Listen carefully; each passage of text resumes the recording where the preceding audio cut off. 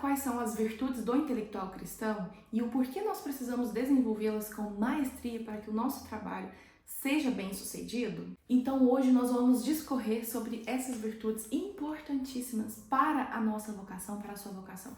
Seja ela intelectual, que é mais o foco aqui desse vídeo, mas a qualquer outro trabalho, a qualquer outra vocação que você tenha.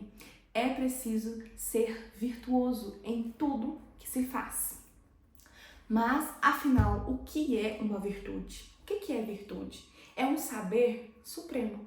Por exemplo, geralmente as virtudes elas vêm para contrapor vícios, ou seja, elas são opostas a vícios. Para todo vício vai ter uma virtude oposta, porque a virtude ela vai nos curar de vícios que nós temos. Por exemplo, não adianta sermos inteligentes e mau caráter, porque é possível você ser uma pessoa inteligente, mas ser mau caráter.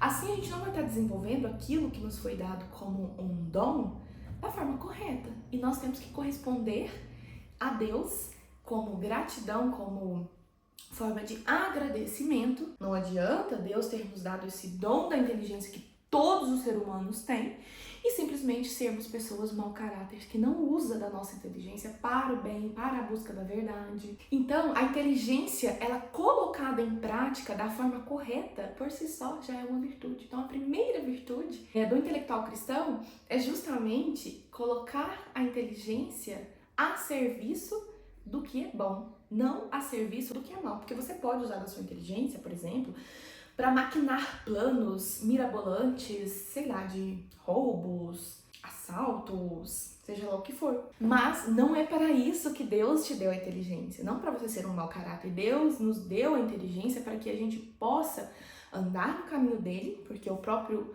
nosso Senhor Jesus Cristo disse que ele é o caminho, a verdade e a vida. Então a nossa inteligência é para que a gente ande pelo caminho da verdade e da vida, que é Jesus Cristo. Mas como assim, Gabriela? Você está misturando as coisas, misturando vida intelectual com religião? É que, na verdade, virtude já presume cristão. Não tem como um cristão não ter virtudes, e as virtudes, elas vêm do cristianismo, porque o próprio Cristo, ele tem todas as virtudes desenvolvidas com excelência. E como ele nos pede para que nós o imitemos, é porque nós somos capazes de desenvolver as nossas virtudes com muita excelência, à beira da perfeição se a gente quiser. Perfeito 100% não, mas à beira da perfeição. Porque nós temos os santos perfeitíssimos que desenvolveram as suas virtudes mesmo com os desafios da vida, mesmo com os pecados, mas de forma maravilhosa. Desenvolveram as suas vocações de forma maravilhosa. Corresponderam ao chamado do nosso Senhor Jesus Cristo. E é isso que nós ainda hoje somos chamados a fazer. E por que a gente vai desperdiçar este dom maravilhoso que é a inteligência com coisas que não nos levam a lugar nenhum, que prejudicam a nossa alma? Porque a nossa tendência é achar assim: eu não estou fazendo mal a ninguém. Então não tem problema sim, porque a nossa vida ela não se resume a isso daqui que é visível aos nossos olhos. Ela existe para uma eternidade que nos está preparada. E quem preparou essa eternidade? Nosso Senhor Jesus Cristo. Então nós não podemos focar somente no que está aqui na Terra materialmente, visivelmente.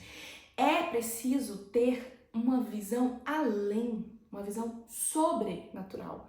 Nossos olhos não são capazes de enxergar isso, mas a inteligência que Deus nos deu é para isso também, para que a gente almeje as coisas além desta vida e assim a gente consiga desenvolver as nossas virtudes, os nossos dons aqui na Terra de uma forma muito bonita, de uma forma muito boa. E antes de seguir, né, a inteligência ela já faz parte da vida intelectual, né? A gente presume que o intelectual ele tem inteligência, no mínimo, mas existem alguns inimigos do saber, os inimigos da inteligência. E é por isso que nós precisamos da virtude, porque são as virtudes que vai nos manter neste caminho e vai fazer com que nós usemos a inteligência da forma correta. E quais são os inimigos do saber? A falta da inteligência, porque muita gente não quer desenvolver sua inteligência e prefere viver na ignorância. São os nossos vícios, os nossos problemas que nós temos com os nossos pecados. Quando eu falo vício, presume-se pecados, tá? Por exemplo, gula, falta de compromisso, diligência, tibieza, procrastinação, são os nossos inimigos do saber. a preguiça, o orgulho de achar que já sabe tudo e não precisa se desenvolver, né, intelectualmente, mentalmente, espiritualmente e fisicamente, que nós vamos aprofundar sobre isso. A inveja, a irritação, né, que é a ira. Esses vícios, esses pecados são inimigos do saber, porque a gente cria meio que um bloqueio. Aí a gente não consegue desenvolver a nossa vocação. E isso desagrada muito a Deus. Por isso a inteligência ela deve ser usada da forma correta. É preciso ter então essa pureza do pensamento, porque a pureza do pensamento quer dizer que nós temos pureza, não quer dizer que a gente está livre de mancha, de pecado, nem nada disso, mas é porque nossos pensamentos se desenvolvam da forma correta, pura. É preciso que a gente tenha essa pureza de alma, que é desenvolvida, né, através da inteligência que Deus nos deu. A metafísica vem nos ensinar que o verdadeiro e o bem, eles não estão apenas unidos, eles são a mesma coisa. Então, as coisas boas são verdades e as coisas verdadeiras só conseguem germinar e crescer em terrenos bons. Esses terrenos somos nós. Então, a verdade, ela só vai crescer em nós se nós formos pessoas boas, que buscam desenvolver o intelecto em todas as áreas da vida, né? Igual como eu já falei, né? Espiritualmente, mentalmente e tal. Porque é uma ordem, é uma união de coisas que se transformam numa só, no final das contas. Então, chega de blá blá blá e vamos para as virtudes, né, do intelectual cristão. Tem uma virtude que é própria do intelectual, que é a estudiosidade, né? Não tem como ser um intelectual se você não estuda, se você não se dispõe a estudar, se você não dedica tempo, se você não investe em mais conhecimento, né, em livros, em cursos, né? Então, é preciso ter estudiosidade. Ela é uma virtude própria do intelectual. E a estudiosidade na Suma Teológica, ela está dentro da temperança. Olha, que legal, né? Santo Tomás, com a sua inteligência do céu, angélica, ele pega a estudiosidade e coloca dentro da temperança porque é preciso realmente temperar, né? Porque a estudiosidade, ela tem dois vícios que contrapõem ela, que é a negligência, que, por exemplo, pegamos um livro, lemos e daquilo a gente não faz questão nenhuma de absorver o que está ali. A gente é negligente com as leituras, negligente, no sentido literal mesmo. E o vício mais que contrapõe a estudiosidade é a curiosidade. Mas como assim? Se a gente não for curioso, a gente não aprende. Bom, mas é a curiosidade frívola, ou seja, essa má curiosidade, porque a curiosidade frívola, ela aproveita das nossas melhores intenções para poder fazer o mal. Por exemplo, a fofoca é um tipo de curiosidade frívola que contrapõe a estudiosidade. Você quer saber da vida do outro, você quer saber o que o outro fez, o que o outro deixou de fazer, o que ele comprou, simplesmente para poder falar dele. Então, a fofoca, ela é um problema. Fuja da fofoca. Santo Tomás vai nos dizer na Suma Teológica que quando a gente se depara com fofoca, que é causado pela curiosidade, nós temos que fazer um semblante triste, de tristeza, porque aquilo não é conveniente, porque aquilo não faz parte da vida de um intelectual cristão. O cristão intelectual, ou não, ele não pode ser conivente com fofoca. E a curiosidade frívola, ela nos leva à fofoca. Aí da fofoca a gente já começa a ter inveja, ira, sentimentos ruins, e aí a gente desperdiça a nossa inteligência com coisas ruins e nos tornamos mau caráter. E o estudo, ainda que ele seja devotado, ainda que seja um estudo que alcance, que tenha assim, a intenção de coisas do alto, ele nem sempre é oportuno, porque o que precede a vida de estudos é as funções humanas. As nossas funções humanas do dia a dia mesmo, elas não podem ser deixadas de lado para desenvolver os estudos. Então é preciso fazer suas funções humanas e depois estudar. Ainda falando da estudiosidade, Santo Tomás vai nos dizer duas coisas. Não busque nada acima das suas capacidades. Querer saber tudo ao mesmo tempo, de uma vez, porque a gente vê pessoas, por exemplo, eu me inspiro em vários estudiosos, até do nosso tempo mesmo, sei lá, Guilherme Freire, que eu gosto muito, e entre outros, né, pessoas nas quais eu me inspiro. Mas a gente tem que entender que cada um está num nível de caminhada diferente. Tem gente que está bem mais à frente, e não tem como a gente querer competir com essas pessoas porque elas já têm uma carga de conhecimento e anos de dedicação na frente. Assim como tem pessoas que estão um pouco atrás. Então, nós temos que saber das nossas capacidades. A gente não tem condição de saber tudo de uma vez. Isso não é possível. Até os melhores santos, Até os santos mais dedicados, eles levaram tempo para compreender as coisas. E assim, imagina nós humanos. Nós não somos ainda anjos, vamos dizer assim, entre aspas, que temos a mente clareada 100%. Não, a gente precisa de tempo. Então, vai ser ao longo de uma vida que a gente vai dedicar conhecimento. E daqui a 20 anos, olha o tanto de conhecimento que a gente já vai ter adquirido. Né? Eu tenho 26 anos, daqui 20 eu vou ter 46, porque eu estou hoje, já vou ter lido muitas coisas, aprendido muitas coisas, ensinado muitas coisas. Né? Aí eu vou olhar para trás e às vezes vou pensar assim, nossa, como eu era uma ignorante naquela época, mas não é, porque são processos que a gente tem que passar. Então não tente fazer nada acima da sua capacidade, acima daquilo que você sabe que você consegue, porque senão você vai tomar ranço disso daqui, de estudar, de sentar, de assistir vídeo, de fazer curso, porque você vai se sobrecarregar. E aí você já vai estar incorrendo contra, né, a virtude da estudiosidade.